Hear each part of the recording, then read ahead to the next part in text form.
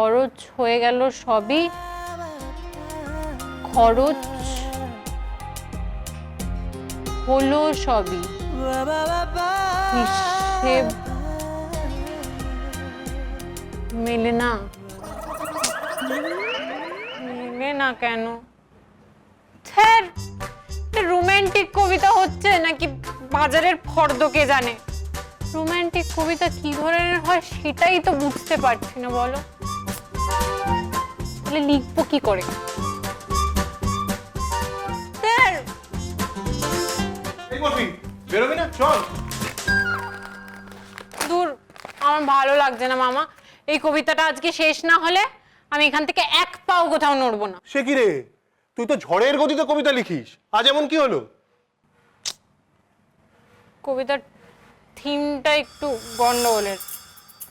কতটা গন্ডগোলের? শ্বশুর বাড়ির মতো নাকি? হ্যাঁ, প্রায় তাই। বেশ, আমি তোকে হেল্প করছি, চল। পারবে না। আরে পারবো পারবো, বলি না। পারবে না বলছি তো। আরে বলি না বলছি তো।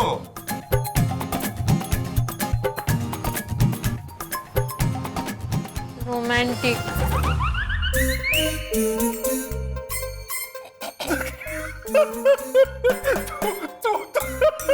তুই রোমান্টিক কবিতা লিখবি? হঠাৎই রোমান্টিক কবিতা লেখার কেন দরকার পড়লো দিঙ্গি ম্যাডামের?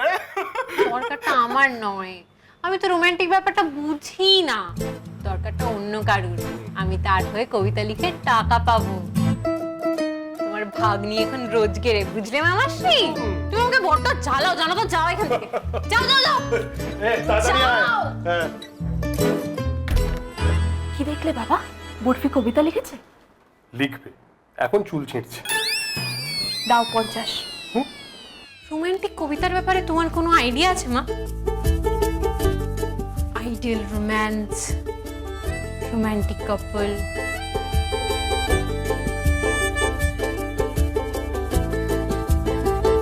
ওরা তো রোমান্টিক কাপল। ওরা কিভাবে রোম্যান্স করে বলো তো? চুমকি দিদির মতো। আরে আগে লিখুক, তারপরে তো। তোমার জন্য কিন্তু আমি বয়ফ্রেন্ডের গল্প বানিয়েছি। হ্যাঁ, আগে 50 টাকা দাও, নইলে কিন্তু আমি মাকে সব বলে দেবো। ওই বরফির জন্য আমি আমার পকেট থেকে 1 পয়সাও বের করবো না। এই মেয়ে একেবারে মায়ের মেয়ে। আচ্ছা বাবা, তুমি এই ছল চাতুরিটা কেন করছো বলো তো?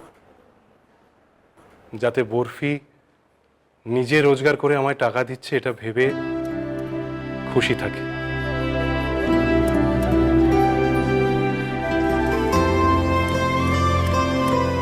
বড় বৌদি, শুনছি, বলুন। বাবা, মুখ দেখেই মালুম হচ্ছে মাথার মধ্যে কিছু ঘোট পাকাচ্ছেন। আর শোনো না, ওদিকে সবাই মিলে কিসের মিটিং বসেছে গো? কই তোমাকে ডাকলো না তো? আর কোনো কাজ নেই তোর, না? দেখেছিস কিরকম তুই? কে কোথায় কি করছে, কে কোথায় মিটিং বসিয়েছে, খালি সেই দিকে নজর। দাঁড়িয়ে আছিস কেন? চা বসাচ্ছি, দেখতে পাচ্ছিস না? কাপগুলো ধুয়ে দে। ওমা, সবাই আমার চোখের সামনে দিয়ে ঘরের ভেতর গিয়ে দৌড় আটলো, আমি দেখতে পাবো না? আমি কি তোমার মতন চোখে ঠুলি হেঁটে থাকি নাকি, যে সবাই মিলে দল পাকালে দেখবো না? আমার চোখে ঠুলি পড়ে থাকার জো আছে বুঝি? হ্যাঁ, চোখে আঙুল দিয়ে রেখে দিস, তবে তোর শান্তি।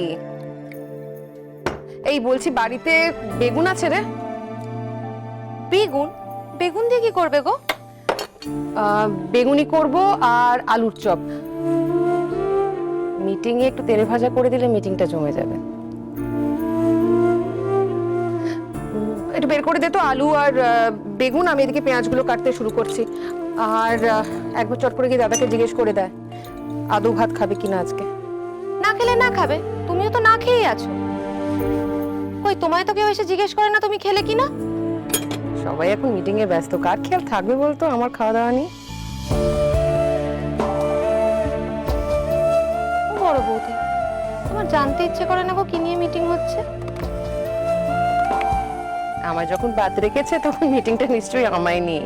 তুমি জানো সেটা? জানি তো। এমন মিটিং বুঝি আজ প্রথম হলো এই বাড়িতে? সেই কোন কাল থেকে হচ্ছে জানিস? প্রথমবার হয়েছিল তখন ঠিক বিয়ের পর পর। বাবা আমার দিদি শাশুড়িকে ফোন করে জানালেন বাবা কথা বলতে আসছেন আমার কলেজে পড়ানো। দিদি শাশুড়ি বাড়ির সবাইকে একসঙ্গে জড়ো করে ফেললেন, বুঝলি তো? তারপর তারপর উফ, গল্পের কি নেশা না তোর? আবার তারপর তারপর তারপর আবার কি, সবাই মিলে একটা ঘরে ঢুকে গাদাগাদি করে গুজগুজ শুরু হলো। খানিক পরে আবার ছোট মাসিও চলে এলেন, তিনিও ঢুকে পড়লেন সেই বন্ধ ঘরে। আবার আমায় হুকুম করলেন, বড় বৌমা চা করো, আর সঙ্গে সবার জন্য তেলে ভাজা, আর এই ঘরে ঢুকলে নক করে ঢুকবে। তখন তো আমি নতুন বউ, সবে বিয়ে হয়েছে, জড়সড় হয়ে চা করছি আর ভাবছি কি জানি বাবা, সবাই দরজা বন্ধ করে কি নিয়ে এত আলোচনা করছে। ভেবে ভেবে পেঁয়াজ কাটতে কাটতে আঙুলটাই কেটে ফেলেছিলাম জানিস। তারপর বাবা যখন এলেন তখন বুঝতে পারলাম মিটিংটা আসলে আমায় নিয়ে হচ্ছিল। বাবা আসার পর রায় বেরোলো, বাড়ির বড় বউয়ের কলেজে যাওয়া চলছে না, চলবে না।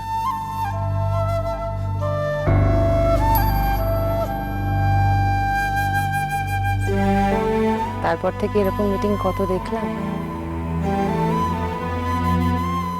ও কি রে, ওরকম দুঃখ দুঃখ মুখ করে দাঁড়িয়ে আছিস কেন?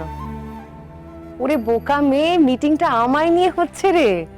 মানে আমি হলাম গল্পের নায়িকা, হিরোইন। নায়িকা হওয়ার কত গর্ব বল দেখি।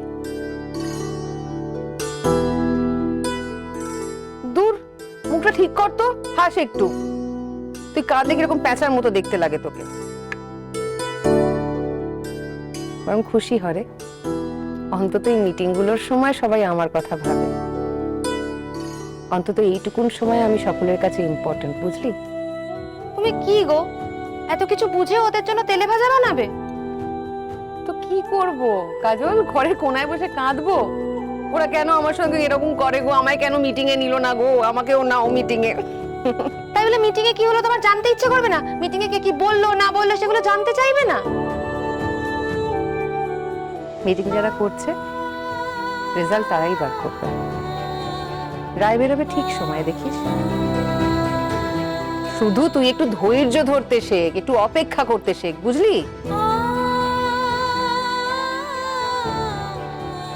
তোদের এই অন্যায় ষড়যন্ত্রের সাথে আমি নিজেকে জড়াতে পারবো না।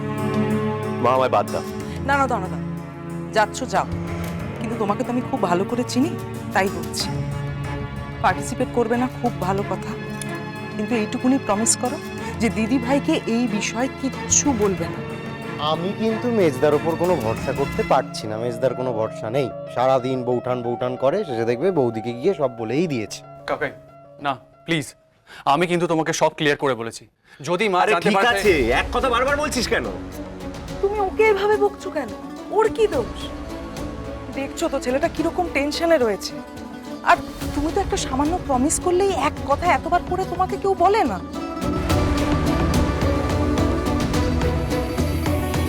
ঠিক আছে, আমি বউঠানকে কিছু বলবো না।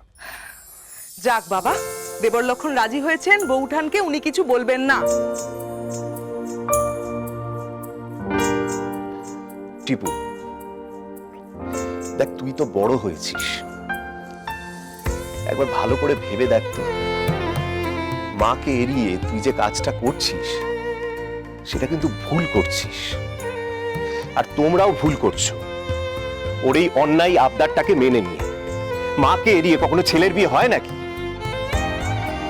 আচ্ছা মা তুমি একবার ভেবে দেখো তো, আমার বিয়ের সমস্ত পরিকল্পনা থেকে যদি তোমায় আমি বাদ দিয়ে রাখতাম, তোমার সেটা ভালো লাগতো? আর তাছাড়া যে মেয়েটা বিয়ে হয়ে আসছে সে যখন শুনবে তার বিয়ের ইনিশিয়াল স্টেজে তার শাশুড়িকে দূরে দূরে রাখা হয়েছিল, সেই মেয়েটা এ বাড়িতে এসে বিয়ের পর তার শাশুড়িকে সেই উপযুক্ত সম্মানটা দেবে?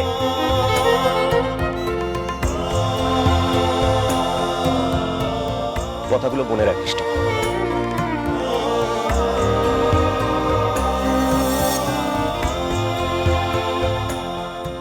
আমায় তাড়াতে চাইছিস তোরা? না রে, কেন তাড়াতে চান মা? কেউ আসবে বুঝি? সুজাতার মা আসবে, তুমি থাকলে বিয়েতে বাদ সাধতে পারো, তাই আমরা চাই না যে তুমি থাকো। আমি যতক্ষণ না কবিতা লেখা শেষ করবো কেউ আসবে না। আমি তো বিষহ চলি